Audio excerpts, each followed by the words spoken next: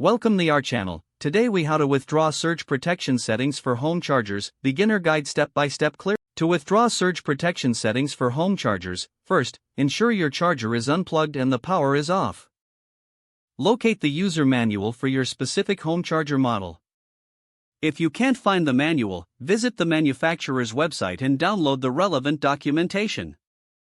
Check the manual for guidance on surge protection settings.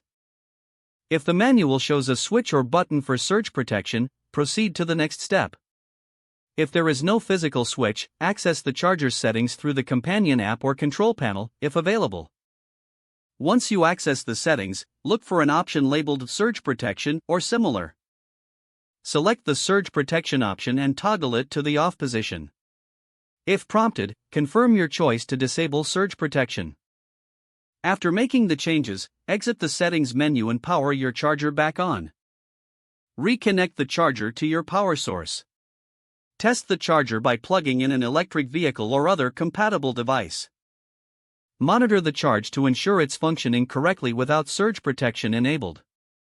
If you encounter any issues, consult the troubleshooting section of your manual or contact customer support for assistance. Keep a close eye on the charger and the connected devices, as disabling surge protection may increase risk during electrical storms or power surges. If the page does not load, refresh the browser or try again in a private or incognito window. Make sure you are using the correct email address, then retype it carefully to avoid small typos. If your password is not accepted, use the reset option and create a new strong password you can remember. Check your spam folder for verification or security emails, then complete any requested confirmation steps.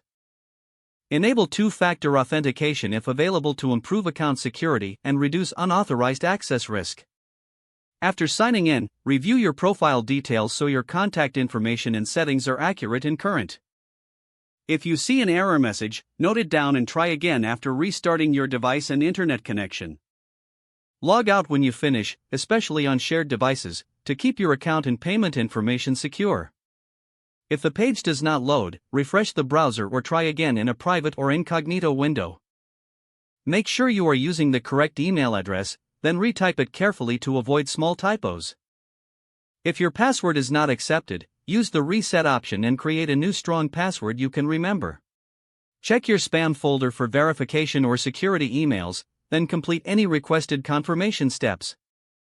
Enable two-factor authentication if available to improve account security and reduce unauthorized access risk.